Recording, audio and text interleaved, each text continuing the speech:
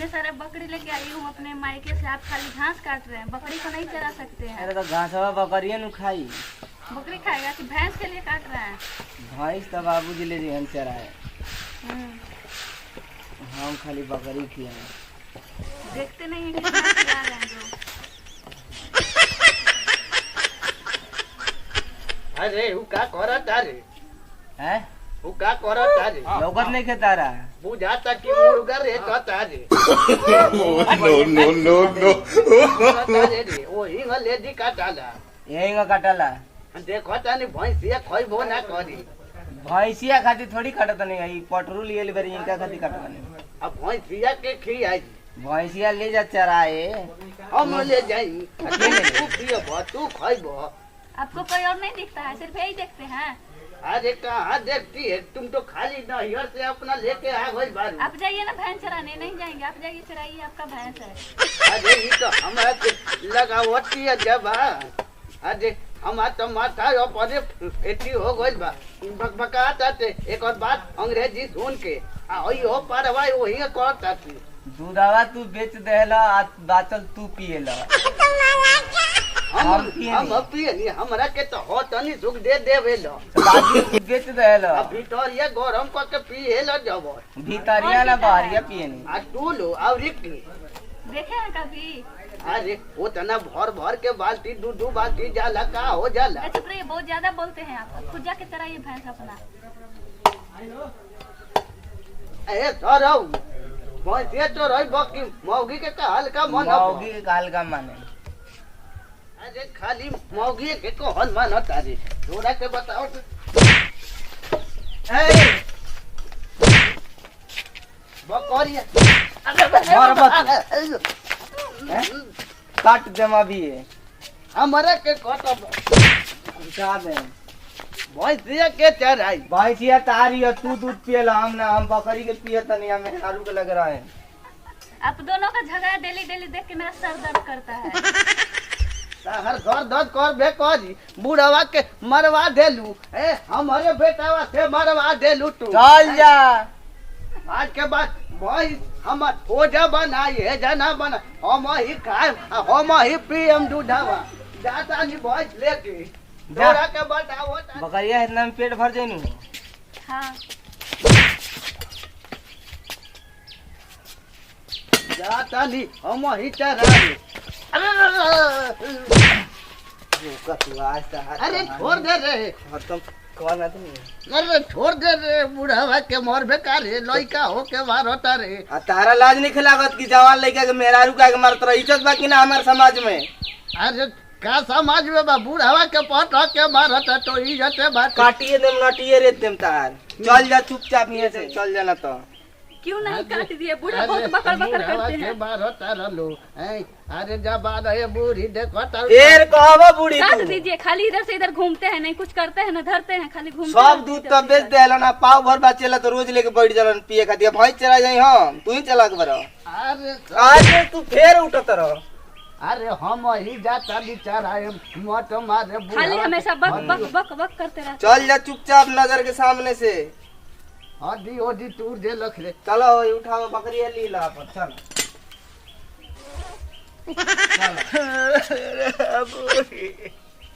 कहाँ गइलू छोरे के हमरा के हई लोही के पटो हिया तो हमरा के मार के चूर निकाल ले हो देखो तारू। अरे हई हई लंदन से बिया क के आई ओकरे कहले मानता है No. के काहे न लेके चल गइलू वही बेरा।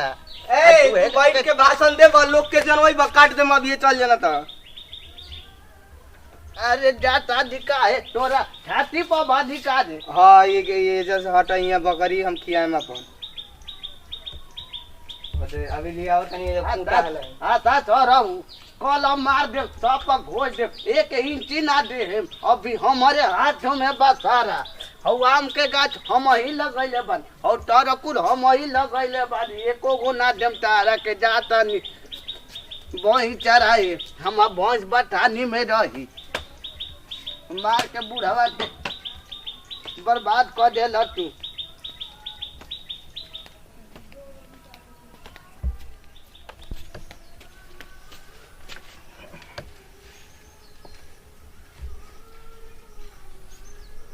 साला बताओ, आज हम मेहरारू के सिखावला में अपना बाबूजी के कुल्हाड़ी उठा के मारे चल देनी। लोग का सोची यार, वो बेरा हमरा खीस में ना बुझे।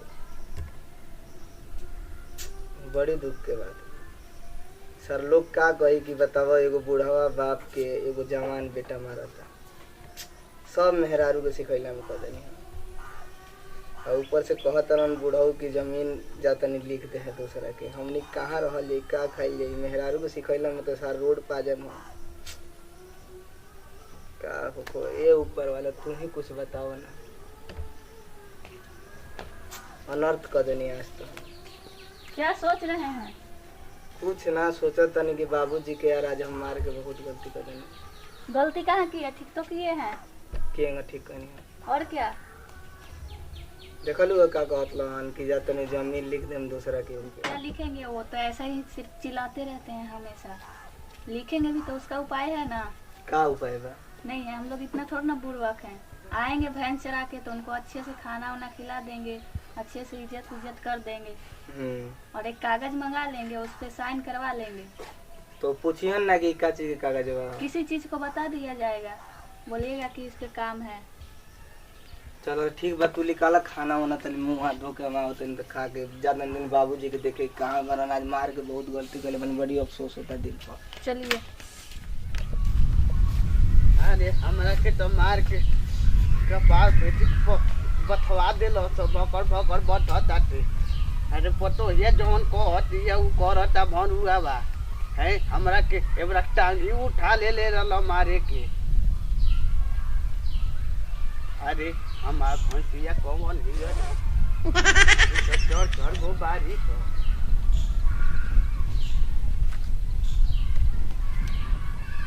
अच्छा ये ही हमार भैंसिया। आ देखा तारू एबरा हमार लइका मार के है ने गटर तू देल। लाले फोड़ा हो गइल बा।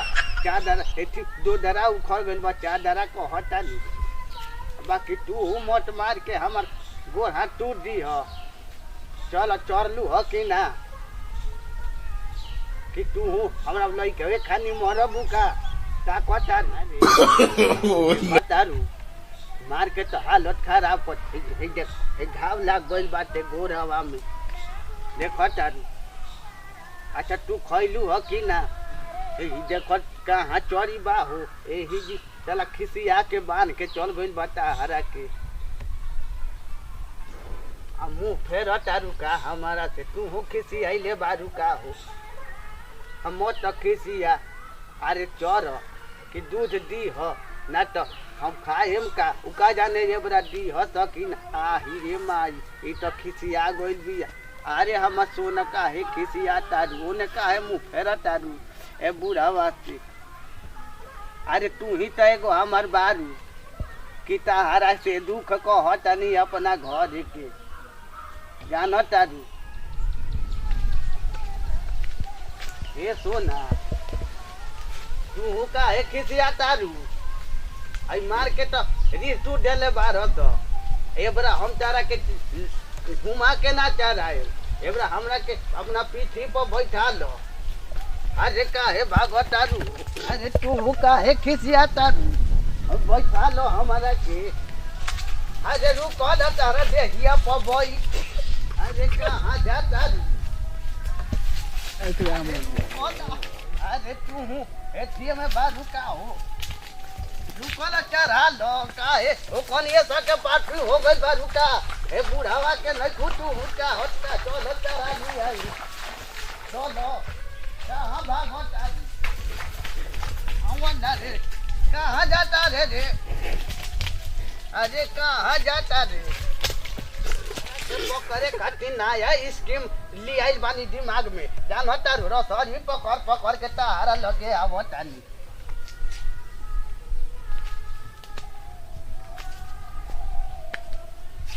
आजा आजा लौटिया के ले गई। चलो एबे चोर जा। कहाँ ले गई? ई तो ढिमलवा देल। अरे तू तो एगो दुखे में दुख दे देलू हो। अरे आही रे माई चपलवा हमर घिटा गोल कारी का हो आज का है हैरान करता एगो तो ऊपर हवा मार के हमरा के कहत गरासी से का दे आ तू पकड़ता नहीं चरावे खाती तो तू भागत दारू तारा बुझाते देखे ऊ एगो दुख दे देलक एगो तू दुख दे देलू ओई गोतर छिला छिल देलू तू तो तारा के चल बताओ तनी घरे ना दवा प चलो हेबरा तारा के सूखे ना टटवा दे नीनू एक लोटा पानियो ना जमता हरा के ना ना तारू एबा चल तू अरे बूढ़ावा के तो 100 गोरो से दुख बाटे जाता नहीं वो करे के पोला लो करियो नहीं खे मिलत काउना से ढुकाई रे अरे का करब ऐसन पतो हम मिल गई हमरा अच्छा खासा लड़का के मानत ल जानत ल हमरा के टोनिक टैबलेट आ दही सब खियावत ल दूध खियावत ल कहीं कहीं ले जाई घुमावे के और का करी ल करियो नहीं के मिलत बड़ी यारी तो तू तो जाता थे बबुआ हमारे इतना बढ़िया रहा जब से बियाह क के आइल मौगी तो ओकरा के मौगा बना देले बिया जौन कहतिया उहे करताती अच्छा तो एबरा जाता नहीं तो बबुआ के अकेला में ले जाके ना हर पर समझाएम के रे बबुआ का करबे तोर माई तो चलिए गई हमरा के छोड़ के तेहू ओ सही मत बन जो पतोहिया खानी ई तो ढुकते नहीं खे रे अब तेल कहाँ से ली आई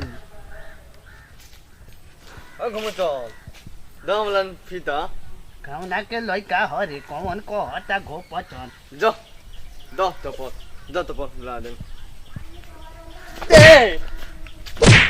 घो पचन को हटा घो चनता हर बाबू हर फुआ सर बाप सर अच्छा हर मऊ सा घो पचन सर हमारा के कहत खूब जन लगावत रफीता हम लगावत निकिन भग जो भग अपने एगो हमर देह सनकल बाटी मार के के चूरे निकाल दे आगे के इंजन पीछे कर देम चिन्हते नहीं घोप जन को हटा रह भग एजा से भागत भग भग भग भग भग अब जाता दी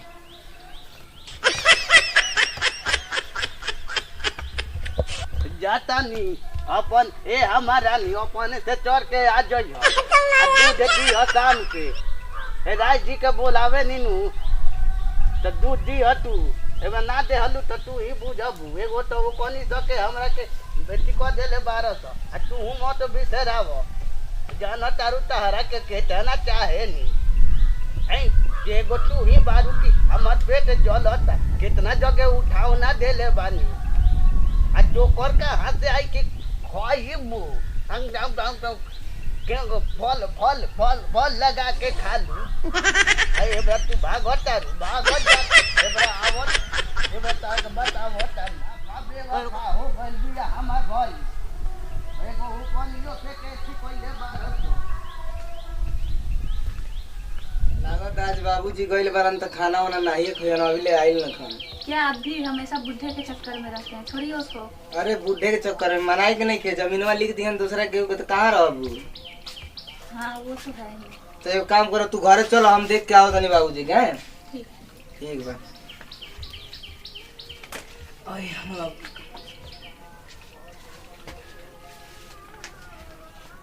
चलो बाबू कहीं नहीं जाना है जो बात करना है यहीं कीजिए का कहत रह तो यही जाओ के बात अब अरे का करे के बात अलग बस झगड़ा करे ना झगड़ा ना करन सुन बैठ जा बतिया अब हम कहाँ तो अकेले में जा रहे हैं बात करने क्या करना है सब यहीं पे कीजिए ना हम अकेले में बात कर लेता नहीं चल बोले ना यहीं पे कीजिए सब अरे ते सब सुन होता रे तो का करी तू का कइला हमरा खाती अरे का कइले बानी बहुत कइले बानी हम ना करती तो तू कहाँ से होइत हते तक खिया पिया के पोस पाल लेनी तारा के आ कहत रह कि का कइले बार तो चल बैठ कर दिए हैं अब बियाह हो शादी हमरा से पूछ के ना कइलक आ लेके चली अइलो गांव के लोग का कहता थे गांव के लोग का कहे गांव के लोग खाए के दे देता तारा के चनेश्वर भाई कहतारन की लइका हर बाहर से बियाह क के लिए इंग्लिश बोलतिया। हाँ तो इंग्लिश बोलत यही खातिर लेनी हो तो हमार का रह गई मुछावा हम नीचे परे क देल है सरऊ चलो होने बात करत नहीं तारा से आवो सुनाई नहीं देता है बोले यहीं पे करने के लिए तो का करबा तो बतिया लो नहीं जब बैठो बतिया ले जा खिसी आई भसन ना जेंगा खाता रुनु यही दूध दे के बस सांझी के हाँ चलो हम कहतानी की खिसी आई हो लोगिन मत अब ताहारा लोग के सिवा हमार के बाटे बूढ़ी हो रहल तो चलिए गई अब तू ही लो नु बारू लो तो फिर का कहे चाहता रहो अरे अब हम बूढ़ पुरानिया हो गई बान भैंसियो हमरा के घिसिया देती अब हमार बात अब नहीं के मानत कहानी है कि तनी खाना ओना दे लो हमारा के काहे मारत दारत ना तो आज के बाद तारा के नाम मारल जाई लेकिन तू रहन सहन से रहबा जबे नु अब तो ये कि तू गरीब पर तारा के छोड़ दिए हम अरे आज के बाद हम हूँ एकदम ठंडा एथी फ्रिज खाली रहे चलो ठीक बा तो तनी खिलिया के तनी खाना वाना दे दो आते हैं लेके ठीक बा आराम से बैठ के खा ही जा तो हम आओ तनी तनी भैंसिया के देख के तले का बनल बाटे दाल भात चोखा दाल भात चोखा हमारा से दाल भात टूटेला तो का मुर्गा कोई बाकी पाका रहा आज शाम के लिया दी है ठीक है भाई पहले भैंसिया लिया हो तनी जाके जाके लिया तो चले बैठ के खाता नहीं हम